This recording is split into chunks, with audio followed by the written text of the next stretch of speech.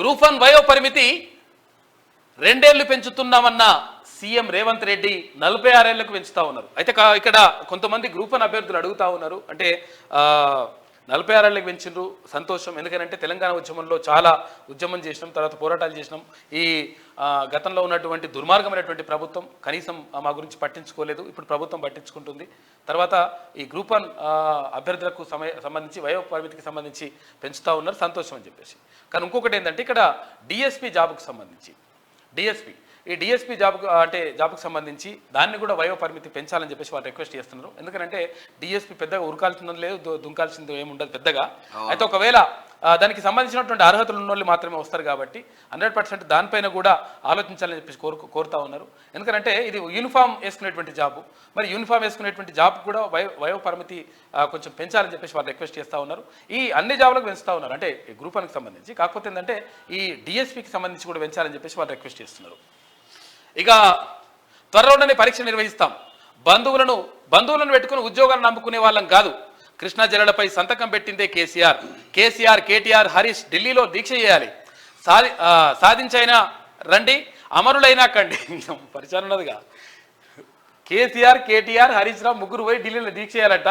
సాధించైనా రండి, లేకపోతే అమరులైనా కండి అంటుండే. పాపం ఇది పరిచయం ఉన్నదిగా లెక్క. అయితే సాగర్పై ఏపీ కాకిల్ని అడ్డుకోలేని సన్నాసులు, కొడుక్కి దక్కే పదవిలో నేనుండటం నచ్చట్లేదు సన్నాసులకు.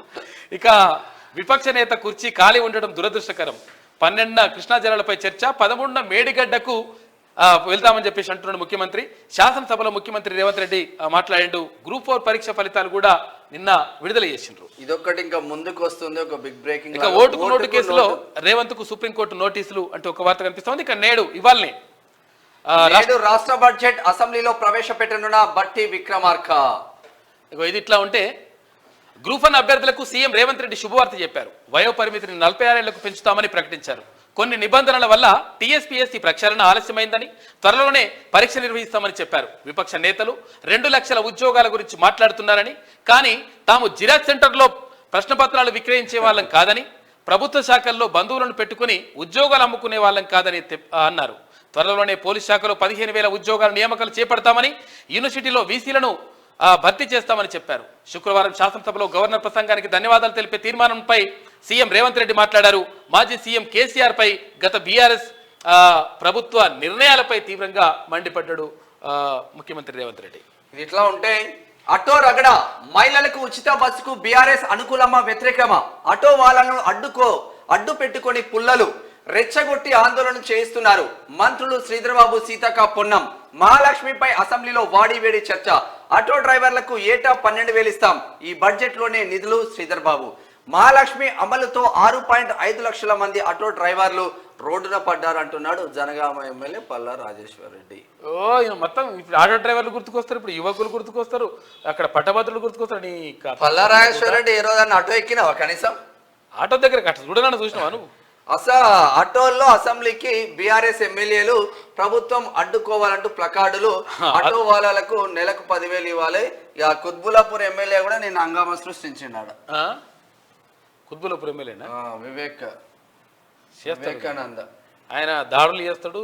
ఏసీపీ కారు అదమ్మల కొట్టి నిన్న అలా కొడతాడు. ఆయన వాళ్ళ కొడితే ఎట్లుంటుందో మరి, ఎట్లుంటుందో కథ చూడాలి. ఇగో ఆటోల గురించి చెప్తప్పుడు ఆటో రామన్నా ఏం రామన్నా మరి ఆయనకి ఏం రామన్నా తెలియాలి. ఆటో రామన్న ప్రయాణం కల్పించినాం. ఏంది మేము ఈ తెలంగాణ సమాజంలో ఉన్న ఆడబిడ్డల్ని హక్కున చేర్చుకోవాలన్న ఆలోచనతోటి, ఒక మంచి ఆలోచనతోటి ఆర్టీసీ బస్సులో ఆడబిడ్డలకు మేము ఉచిత ప్రయాణం కల్పించినాం.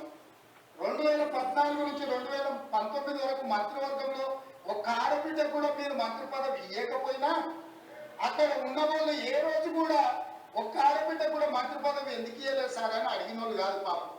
ఎందుకంటే అడిగేంత సాహసం చేస్తే వాళ్ళకి ఉండే ఉద్యోగం కూడా ఉండదన్న సంగతి వాళ్ళకి తెలుసు. కాబట్టి వాళ్ళు మంత్రి పదవులు ఇవ్వకపోయినా కోట్లాది మంది ఆడబిడ్డలకు మా పొన్నం ప్రభాకర్ గారు మేము మొదలుపెట్టిన బస్సు ప్రయాణాన్ని టోటల్గా ఆడబిడ్డలందరికీ కూడా చెప్పి ఉచితంగా బస్సు ప్రయాణం ఇస్తే దాదాపుగా అధ్యక్ష ఇప్పటి వరకు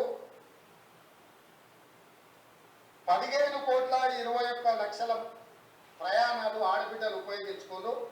535.52 కోట్ల రూపాయలు ఇప్పటివరకు ప్రభుత్వం ఆడబిడ్డల కోసం ఖర్చు పెట్టింది అధ్యక్ష. ఒక మంచి పని చేసినప్పుడు అభినందించడానికి నోరు రాకపోయినా ఆ నిర్ణయాన్ని వ్యతిరేకించుకుంటూ నిరసన తెలుపుతూ ఒక ఆటోని తీసుకొచ్చి అక్కడ తగలబెట్టింది అధ్యక్ష. కిరాయి పైసలు వెళ్తలేవు, సంసారం నడుస్తలేదన్న ఆటో డ్రైవరు ఆటో తగలబెట్టిందంటే ఆటో తగలబెట్టడానికి ఎన్ని పైసలు కావాలి? తగలబెట్టించింది ఎవరు? ఆటో రౌండ్ ఆటోలో ఎక్కి తిరిగిందంట, ఆయనకు ఇంకొక ఆయనకు ఆటో ఖర్చు లేదంట, ఆయన తీసుకొచ్చి ఆటో తగలబెట్టిందంట. ఏంది అధ్యక్ష ఇది? అసలు ఇది ఇది ఏమైనా తెలంగాణ సమాజానికి మనం ఏం సందేశం ఇవ్వదలుచుకున్నాము? ఇంకొక నటుడు 100 రూపాయలు పెట్టి పెట్రోల్ కొనుక్కుంటాడు కానీ 10 పైసలు పెట్టి అగ్గిపెట్ట కొనుక్కోడు, అగ్గిపుల్లతో. అయ్యో పాపం దొరకలే అప్పుడు. మన కవులకు కళాకారులకు తెలంగాణ నిలయమని మన అందరికీ తెలుసు అధ్యక్ష. కానీ నటులకు కూడా పొదవ లేకుండా పోయింది. ఒక నటుని కూడా మెచ్చుకుంటే ఇద్దరిద్దరు నటులు దొరుకుతున్నారు అధ్యక్ష. ఈ ప్రభుత్వం నడుస్తున్న విధానాన్ని చూడలేక. కాబట్టి కృష్ణానగరం సీన్ నష్టం జరిగింది. ఆటో డ్రైవర్లు అని ఒక ఆయన ఆటో రావుడు కృష్ణానగర్లో మొత్తం సినిమాకి సంబంధించిన వాళ్ళు ఉంటారు. సురభి నాటకాలు వేసేవాళ్ళు, సినిమాలో చిత్రసీమలో ఎక్స్ట్రా క్యారెక్టర్స్ అంటారు. ఏమంటారు వాళ్ళను? ఎక్స్ట్రా అంటే ఎక్స్ట్రా ఆర్టిస్ట్ అంటే ఏమంటారు? జూనియర్ ఆర్టిస్టులు కృష్ణానగర్లు ఉంటారు. టిఆర్ఎస్ లో ఒక జూనియర్ ఆర్టిస్టు ఆడేదో సమావేశానికి పోయిందంట, ఆడ ఆటో కనిపించిందంట, ఆటో ఎక్కి ఆటో రౌండ్ ఆఫీస్కి పోయిందంట. దాంట్లో మాత్రము లోపల కెమెరా పెట్టారు అధ్యక్ష. ఆయన ఎక్కింది దిగింది షూటింగ్లు చేయడానికి. ఏంది అధ్యక్ష ఈ డ్రామా? ఏంది డ్రామా? ఏంది ఇది కథ? లోపల నిజంగా ఇది కథ, నిజంగా కెమెరాలు పెట్టినారు.